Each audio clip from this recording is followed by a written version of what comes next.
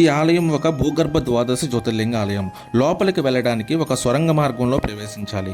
ఇది చూస్తే ఒక ఆధ్యాత్మిక ఉట్టిపడేలా కనిపిస్తుంది. ఇటువంటి ఆలయ నిర్మాణాలు చాలా అరుదుగా కనిపిస్తాయి మనకి. అలా దగ్గరికి వెళ్తే నీటిలో నడిచి శివలింగాలు దర్శనం చేసుకోవాలి.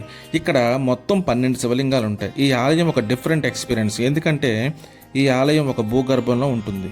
ఈ ఆలయం నవదుర్గల ఆలయం. వరుసగా అమ్మవార్ల విగ్రహాలు కనిపిస్తూ ఉంటాయి. ఇక్కడ సరస్వతి దుర్గమ్మ, వైష్ణవి దుర్గమ్మ, వినుదుర్గ, నవశక్తి, ఇలాగ 9 దుర్గమ్మలు కొలువై ఉన్నాయి. ఇక్కడ దైవత్వం ప్రతి విగ్రహంలో ఉట్టిపడేలా కనిపిస్తాయి. ఇవన్నీ కూడా నవశక్తులు. వారాహి అమ్మవారు, ఇవన్నీ నవదుర్గలు.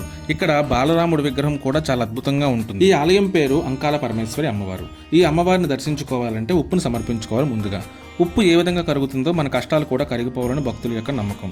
ఇక్కడ అమ్మవారిని చూస్తే చాలా పొడవుగా ఒక సర్పం మీద పడుకొని ఉంటారు. అమ్మవారి శిరస్సు దగ్గర కూడా సర్పం పడగ విప్పిన ఆకారం ఉంటుంది. ఇంకా ఇలాంటి ఉపాలయాలు చాలా ఉన్నాయి ఈ ప్లేస్లో. కాళీమాత అమ్మవారిని చూస్తే చాలా ఉగ్ర రూపంలో కనిపిస్తారు. మరో పక్క పొడవైన హనుమాన్ విగ్రహం చూస్తే ఛాతిలో శివపార్వతులు కనిపిస్తారు. ఇంకో పక్క స్వామివారి సర్పం మీద పడుకొని ఉంటారు. ఇంకా చాలా అమ్మవార్లు అయితే ఇక్కడ ఉన్నాయి.